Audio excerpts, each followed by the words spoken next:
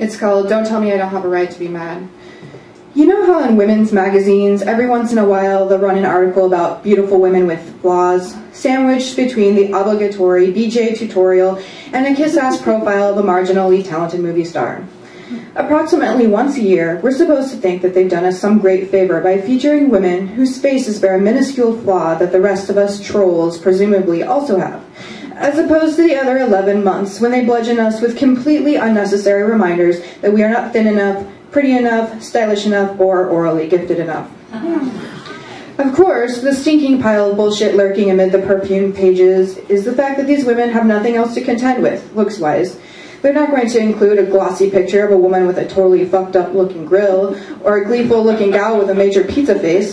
They're going to choose an otherwise stunning 20-something who just happens to have a 2mm gap in between her pearly whites.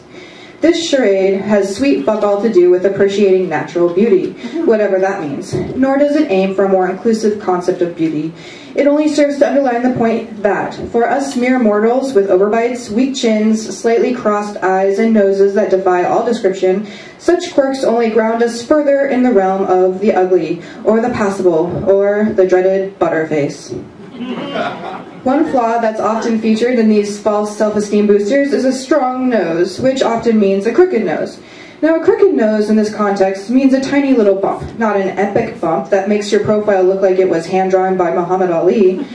Not an epic bump where the bone longs to break through the flimsy epidermis like a tree root struggling under cracked pavement. Not an epic bump that means your nose can't even be called a nose. Instead, it must be referred to as a schnoz, or a hunker, or a non-word that conveys the severity of the situation. By now it should be apparent that I am the person with the epic bump, whose nose defies all description. My nose is fucked 6 ways from Sunday. So, out of all the things that enrage, embitter, appall, and offend me, this is what I'm writing about. My nose. Something that affects nobody else in the world but me. Let me make it clear at the outset that this is not meant to be a commentary on society's standard of beauty. I'll leave that to a more earnest person who doesn't spend the majority of her free time navel-gazing. Don't think of me as a humorless feminazi who's about to get super dark and self-pitying because I'm not pretty and men treat me like shit. I want you to think of me as a hilarious feminazi wearing an oversized blazer with voluminous shoulder pads, standing in front of an exposed brick wall holding a mic, whose stand-up routine is getting just a little bit awkward because I've had too much to drink. My voice is a little too loud, my use of the word fuck is no longer judicious and well-timed, and my comebacks to the hecklers aren't especially clever, they're just bitchy. So, my nose.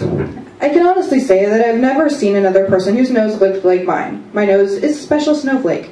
My nose has more angles on it than a dodecahedron, none of them symmetrical. My nose has a totally superfluous amount of cartilage on the end that sticks out so far it's easy to see why my chin cowers in fear below it. It casts a long motherfucking shadow. The bony bump is sharp under the skin. Its immediacy makes me shudder. It's both crooked and turned up, like a prize-fighting toddler. If I believed in God, I'd think he spent a little more time on it. Too much time, in fact. Like he was trying for something new and different, but couldn't quite get it right. And after tinkering with it forever, he just said, fuck it, and let it be. Frankly, it's not his best work. I'm not really sure when the bump appeared or why the bump appeared. I guess it was sometime around age 10 or 11, which coincided perfectly with my practically interminable awkward phase. Because children are naturally curious, often blunt to a point of rudeness, and in my opinion, little fucking assholes, I was asked countless times if I broke my nose, what happened to my nose, why my nose looked like that, etc., until every kid in my grade had a chance to ask me directly. After the unfortunate experience of attending high school in a small Midwestern town where there is truly only one definition of pretty, hint, it's blonde, Scandinavian, and has a snub nose, it should come as no surprise that I used to dream about getting a nose job. As I got older, people were mercifully mature enough to not flat out ask me what the hell was with that gnarly protrusion in the middle of my face, or if my parents had ever hit me. However, it was too late. I was painfully aware that everyone noticed my nose and thought it was weird, or even worse, just plain ugly. About the time that girls start getting their periods, they start bonding by talking hardcore shit about themselves.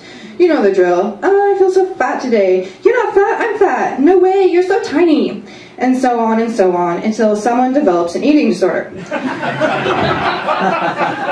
Even when I was younger, I could sense that this was wrong, a gross, almost religious form of self-flagellation, only instead of competing for the title of most holy, it's a contest to see who hates himself the most. Once women and girls catch on to this sick tradition, they have to choose whether they want to wallow in insecurity forever or if they want to work against it. The unfortunate side of this movement toward positivity and acceptance is that we can veer too far into everyone's beautiful territory. That's not true. Sorry, beautiful, pretty, gorgeous, any of these words that denote physical attractiveness have no meaning if they're used indiscriminately. Someone can't be pretty unless we know what ugly is.